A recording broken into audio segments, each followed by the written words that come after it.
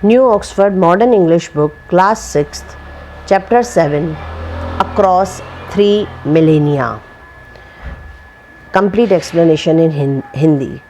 Across 3 millennia यानी 3 millennium का difference. Millennium यानी शताब्दी, 1000 साल. तो 3000 साल के डिफरेंस की 2 स्टोरीज़ बोली गई है. एक बहुत पुराने युग की, एक नए युग की. एक बहुत पुराने युग में एक लड़के फिलिप के बारे में बताया गया है जो कि जॉब की तलाश कर रहा है और उसको जॉब की, नौकरी की बहुत ज़रूरत है. और 3000 साल बाद यानी मॉडर्न टेक्नोलॉजी वाले जो ईयर है, आफ्टर 3000 ईयर जो डेवलपमेंट हो गया, और उस डेवलपमेंट के कारण जो एक लड़की जो लाल्डा है वो अपने एयरक्राफ्ट में जा रही है, तो उसके बारे में बताया गया है. तो उसमें से मैं एक स्टोरी, एक्चुअली यहाँ पे पूरे चैप्टर में स्टोरीज़ पैराग्राफ वाइज दी हुई है, जिसकी वजह से काफ़ी कन्फ्यूजन क्रिएट हो सकता है. इसके लिए मैंने सिर्फ पहले के ज़माने की स्टोरी यानी फ़िलिप की स्टोरी को पहले लिया है, एंड देन जो मेरा सेकंड वीडियो बनाऊंगी उसमें मैं सिर्फ लाल्डा की स्टोरी को डालूंगी.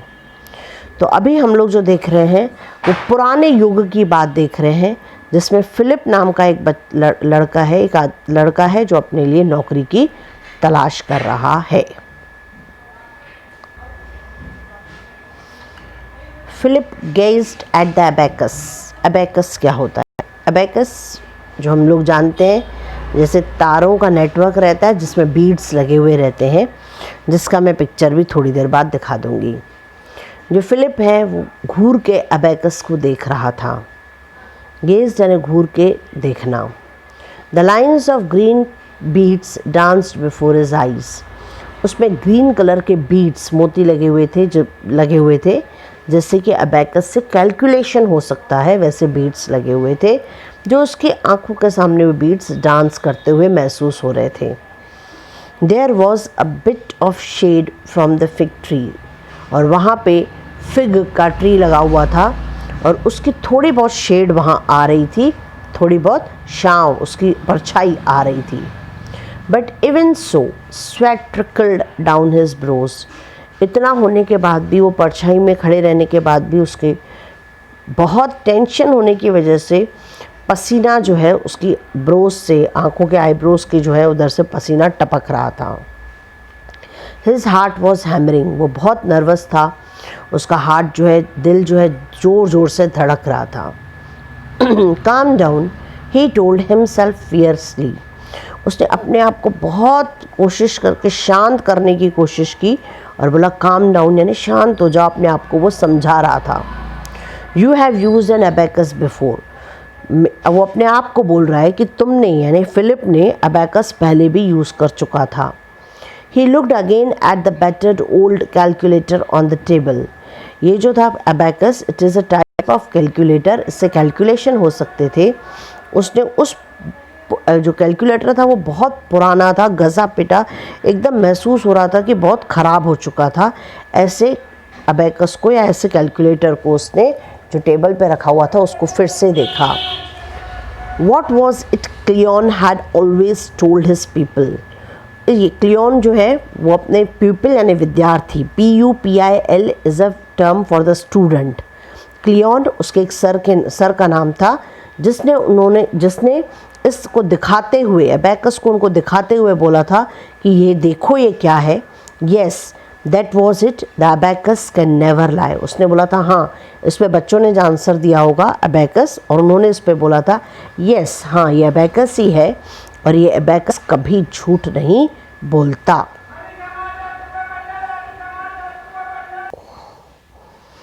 ना इसके बाद टेक्स्ट बुक में लाल्डा की स्टोरी दी है जो हमने स्किप की है, जो मैं सेकंड वीडियो में बताऊंगी. I will continue with the story of Philip. Philip shifted on the stool. Philip जो है वो शिफ्ट होकर स्टूल पे चला गया. And look towards the site. Site यानी जहाँ पे काम होता है, कंस्ट्रक्शन वर्क हो रहा था, उस साइट की तरफ देखने लगा. A gang of slaves was hard at work digging the foundation.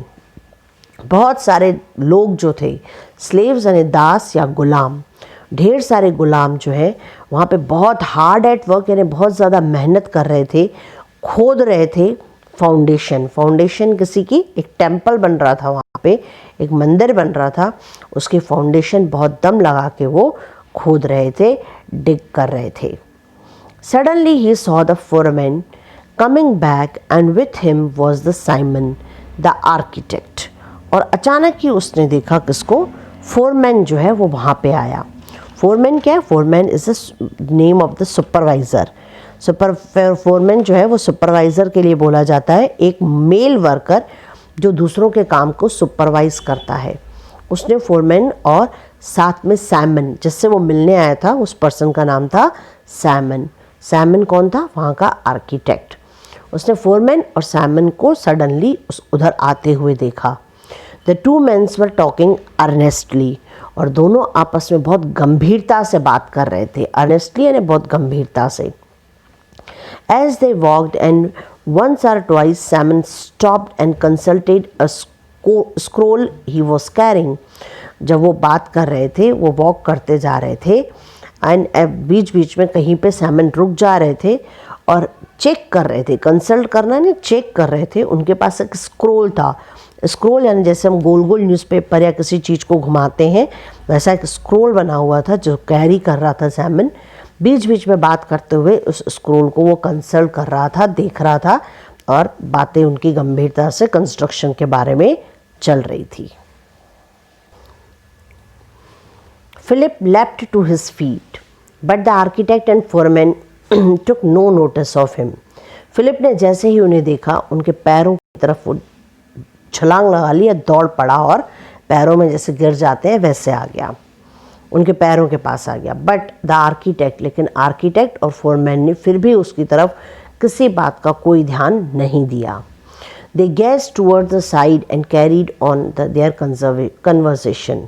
वो साइड की तरफ बार बार देखे जा रहे थे और आपस में जो उनकी बातें चल रही थी, जो कन्वर्सेशन उनका चालू था, वो उन्होंने चालू रखा था। Oh it will be superb, Samon burst out suddenly.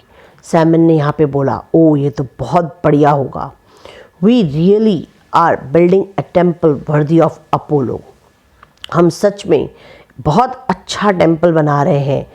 Temple of कौन सा, टेम्पल ऑफ अपोलो, जो भगवान का एक टेम्पल बना रहे थे। अपोलो ग्रीक मैथोलॉजी में एक गॉड को बोला जाता है। हम उसके लिए बहुत बढ़िया टेम्पल बना रहे हैं। ये सेंटेंस यहाँ पे सैमन ने कहा। May he shine forever murmured the foreman. जो फोरमैन था उसके साथ, उसने भी धीरे से फुसफुसाते हुए बोला कि ये जो है वो सारी दुनिया में हमेशा जाना जाएगा या हमेशा चमकता रहेगा। ये बात यहाँ पे फोरमैन ने बोला अपने कर्तव्यता के साथ, ब्यूटीफुली यानी कर्तव्यता पूर्वक, यानी अपनी पूरी हिम्मत के साथ बोला। They stood for a while in a silence. ये बोलने के बाद वो कुछ देर के लिए चुप हो गए। Then Simon went on in a thoughtful tone. उस वक्त फिर सैमन कुछ सोचने लगा और उस सोचती हुई टोन में उसने बोला, you know there is a man in Athens who says the sun is a mass of flaming material and the moon's light is just a reflection of the sun. Simon ने कुछ सोचते हुए किसी आदमी के बारे में बोला। उन्होंने बोला एक आदमी है एथेंस में। एथेंस क्या है, ग्रीक की कैपिटल या ग्रीक का एक ग्रीस जो है वहाँ का एक बहुत बड़ा सिटी या कैपिटल है जिसका नाम है एथेंस।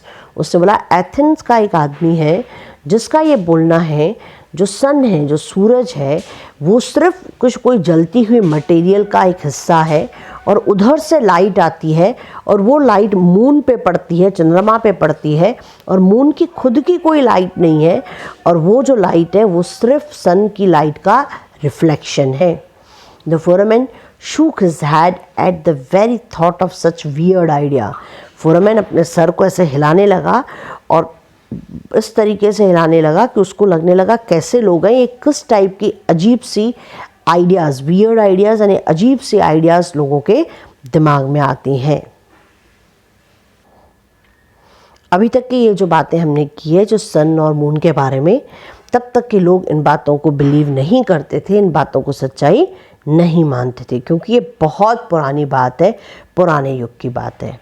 इसके बाद हमारा एक सीन जो है यहाँ पे लालडा का है। देन नेक्स्ट सीन है यहाँ पे अभी सैमन जो है वो बात कर रहा है फिलिप से। You are the young man asking for the work. उस सैमन ने फिलिप को कहा तुम यंग मैन, तुमको काम चाहिए। फिलिप नॉडेड, फिलिप ने सर हिलाया और बोला yes sir.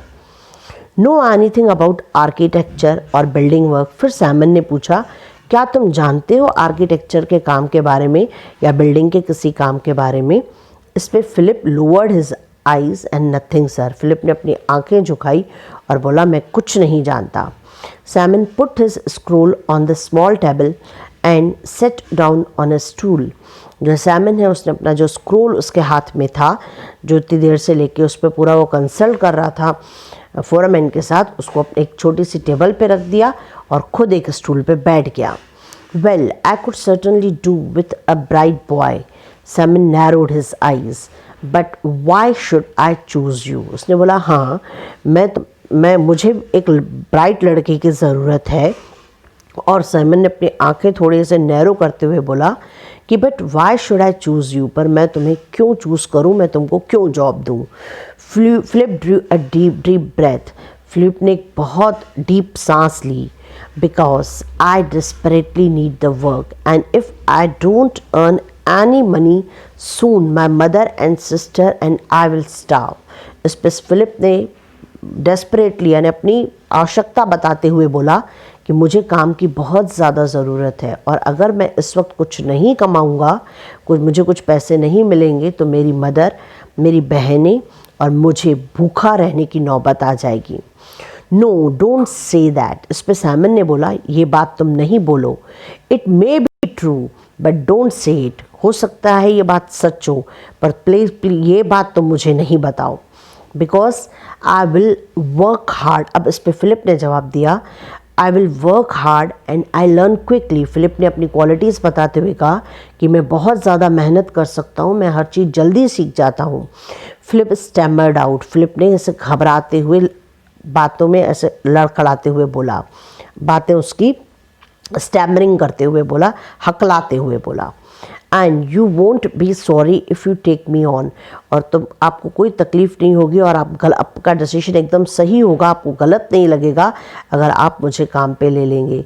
Really you won't. आप बिल्कुल नहीं पछताएंगे अपने डिसीजन पे। Simon gazed. हम बोलते हुए सैमन उसको घूरते हुए उसकी तरफ देखते हुए उसने कुछ सेकंड के लिए बोला well I should be able to give you a trial. ठीक है, मैं तुमको एक ट्रायल देने के लिए तैयार हूँ। ही reached over and picked up the abacus from the table. और वो टेबल के पास गया और वहाँ जो अबैकस पड़ा था उसे टेबल से लेके आया, उठा लिया। Simon spun a bead on the abacus. Simon ने एक जो बीड था उसमें उसको गोल जोर से घुमाया, स्पिन किया। I do need someone with a head for figures. It is helpful when my clerks away.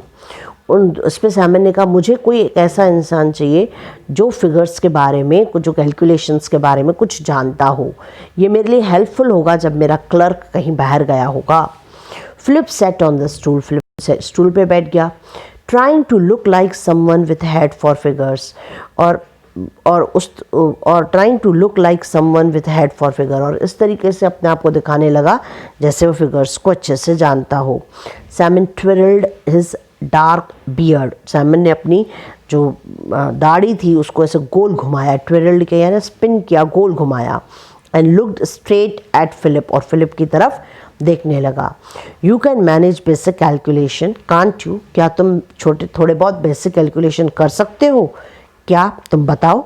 Yes said Philip. Philip ने बोला हाँ। Simon put the abacus in his hand. Okay let's see what you can do. Simon ने उसके हाथ में abacus को रखा जो कैलकुलेशन के लिए यूज़ होता था उस ज़माने में, एंड बोला कि लेट्स सी, हम देखते हैं तुम क्या कर सकते हो। He unrolled his papyrus scroll again and surveyed it. Papyrus एक टाइप का पेपर होता है जो प्लांट स्टेम से बनता है। उसने अपने स्क्रोल जो एक प्लांट स्टेम से बना हुआ था उसको अनरोल किया, उसको खोला और उसको देखने लगा, उसमें सर्वे करने लगा। Philip held the abacus on his lap and tried to stop the shaking of his hand. Philip ने नीचे बैठ गया और अबैकस को अपने लैप पे अपनी गोद में रख दिया और अपने हाथों को कांपने से रोकने की कोशिश करने लगा. Stay calm, he told himself furiously. अपने आप को उसने बहुत समझाते हुए बोला, शांत रहो. You can use an abacus. तुम abacus यूज़ कर सकते हो. ये फिलिप अपने आप को बोल रहा है. You were old Cleon's best pupil before you had to stop school. तुम एक बहुत अच्छे स्टूडेंट, पीपल मीन्स स्टूडेंट रह चुके हो किसके, क्लियॉन के, और बेस्ट स्टूडेंट रह चुके हो स्कूल जाने बंद करने के पहले. ये अपने आप को बोल रहा है. जब उसने स्कूल जाना बंद किया था उस टाइम तक के उसके जो सर थे क्लियॉन, उसके एक बेस्ट स्टूडेंट था. You can't have forgotten. तुम कुछ भी नहीं भूले होंगे. ये अपने आप को वो समझा रहा है. Salmons voice broken. इस बीच में सैमन का आवाज़ सुनाई दिया. Add 350 and 75. सैमन ने बोला 350, 350 और 75 को ऐड करके दिखाओ.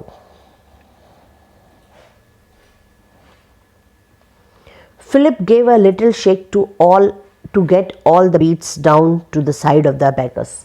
फिलिप ने अबैकस को एक साइड पे शेक किया जैसे कि सारे के सारे बीट्स एक साइड में चले जाएं. Then he took a deep breath. फिर उसने एक लंबी सांस ली. एंड सेट अप द 350 और 350 को अबैकस पे सेट करने लगा. None on the first unit. क्योंकि ज़ीरो है तो एक यूनिट पे कुछ भी डालने की ज़रूरत, एक भी बीड उसने नहीं डाला. फर्स्ट रो ऑफ अबैकस में उसने कोई बीड नहीं डाला. 350 में जो सेकंड लेटर है वो है 5, तो सेकंड लेटर यानी 5 बीड्स डाले उसने सेकंड यानी टेंस की रो में. पहली रो उसमें यूनिट्स की होती है, वंस प्लेस की. दूसरी रो टेंस प्लेस की होती है जिसमें उसने 5 बीड्स डाले. और तीसरी रो जो होती है वहाँ पे 100 प्लेस की होती है जहाँ पे उसने 3 बीड्स डाले. इस तरीके से उसने 350 को अरेंज किया अबैकस में. Well that was easy enough now to add on the 75. और वो अपने मन में सोचा उसने, ये काफ़ी इजी है, अब मुझे सिर्फ 75 को ऐड करना है.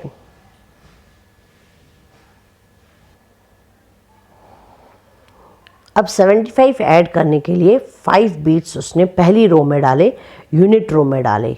Philip move 5 beats over the unit row और उसमें वो आराम से डाल पाया. That was fine. Then he looked at the 10th row. फिर उसने 10th रो को देखा. He couldn't move 7. उसमें वो 7 नहीं डाल पाया क्योंकि वहाँ पे और बीट्स बचे ही नहीं थे. Don't panic. उसने अपने आप को समझाया, घबराओ नहीं. You know what to do. He told himself. उसने खुद को बोला, तुम अच्छे से जानते हो तुम क्या कर सकते हो. He moved 1 bead over from the 100th row. उसने एक बीट को 100 रो में डाल दिया. And then 3 back from the 10th रो. और 3 जो है बैक 10th रो से निकाल लिए. And read his answer of. और उसके के बाद उसने आंसर पढ़ा. द आंसर था 425. Simon nodded matter of factly. That's it, a subtraction now I think. Simon को उसने बताया, सैमन को भी जैसे सही लगा उसे, और उसने बोला ठीक है अभी मुझे सब्ट्रैक्शन करके बताओ. The sun was high in the sky now. The Philip was vaguely aware that the slaves had stopped for a break. उस टाइम पे दिन हो चुका था और बीच उस टाइम पे, और फिलिप को अभी तक ये पता भी नहीं था, थोड़ा बहुत वो जानता था कि जो स्लेव्स हैं वो काम रोक चुके थे ब्रेक के लिए, अपने दिन के खाने के लिए, दिन की ब्रेक के लिए. But his whole body was tensed waiting subtraction. उसकी जो पूरी बॉडी थी, पूरा वो जो शरीर था वो एकदम टेंशन में था और वो सब्ट्रैक्शन के क्वेश्चन के लिए वेट कर रहा था. He prayed that he would be able to do it. और वो ये प्रे भी कर रहा था कि वो अच्छे से कर पाए. He thought of what his teacher Cleon had told him. और वो ये भी सोच रहा था कि उसकी टीचर ने उसे क्या कहा था. उसके टीचर का बोलना था, the abacus is always right. Abacus हमेशा सही होता है. If there is a mistake it is you. अगर तुमको लगता है वहाँ कुछ गलती हुई है तो वो तुमसे हुई है. The architect nodded and glanced toward the side. Last 1 now 5000 take away 5। Architect अपना सर हिलाते हुए और साइड की तरफ देखते हुए फिलिप से बात की, बोला आखिरी लास्ट वन नाउ 5000 5000 में से 5 को निकाल दो। Philip got to work, Philip अपने काम पे लग गया। The 100 lines would need 9 beats in it. He counted them one by one as he pushed them over. उसने 100 लाइन में 9 बीट्स होने चाहिए थे। उसने एक एक करके काउंट किया और धीरे धीरे उसने अपना पूरा काम फिनिश किया और उसने रिज़ल्ट की तरफ देखा तो उसका रिज़ल्ट था 4895, जबकि 5000 में से अगर 5 निकाले जाएं तो आंसर होगा 4995।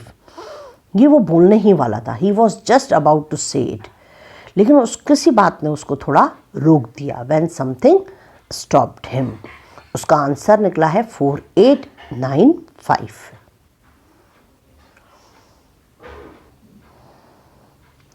But how it could be wrong, पर ये कैसे गलत हो सकता था? He was quite sure he had moved all the beads correctly. वो इस बात के लिए एकदम श्योर था कि उसने अबैकस पे सारे बीट्स को बिल्कुल प्रॉपरली प्लेस किया था, प्रॉपरली मूव किया था। And an abacus couldn't be wrong, could it? और वो अच्छे से बात जानता था कि अबैकस कभी गलत नहीं हो सकता। क्या वो हो सकता था? Could he trust his own judgement against the calculator? फिर उसका खुद का जजमेंट जो था, जो उसको आंसर बता रहा था 4995, पर कैलकुलेटर उसे आंसर बता रहा है 4895, तो उसको क्या करना चाहिए? Could he trust his own judgement? क्या उसको अपने जजमेंट को सुनना चाहिए या फिर कैलकुलेटर का सुनना चाहिए? उस किस पे विश्वास करना चाहिए, अपने जजमेंट पे या कैलकुलेटर पे? The Simon was waiting for his answer, Simon उसका आंसर का इंतज़ार कर रहा था। And Philip's head was buzzing, और जो फिलिप का सर था वो एकदम बज रहा था, एकदम उसमें टेंशन आ रहा था, वो बार बार सोच रहा था कि उसे क्या करना है, वो कन्फ्यूजन से गुजर रहा था। Philip made his decision 4995 he said.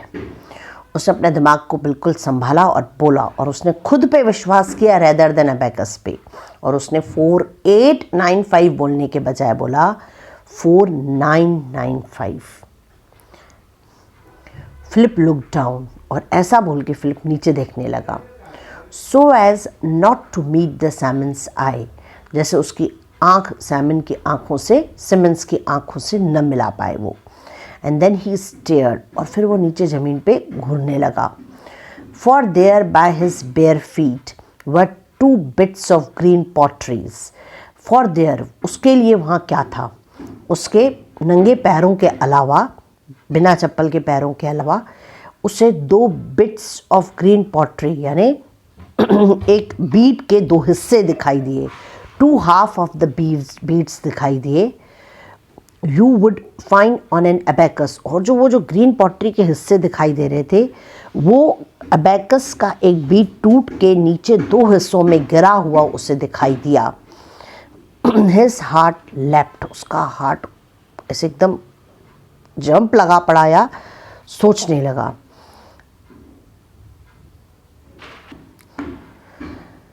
He looked up at the salmon, the architect, at his new employer, और उसको बहुत अच्छा लगा। उसने ऊपर देखा सैमन को, और वहाँ पे कौन था? एक न्यू एम्प्लॉयर, उसका नाम था सैमन।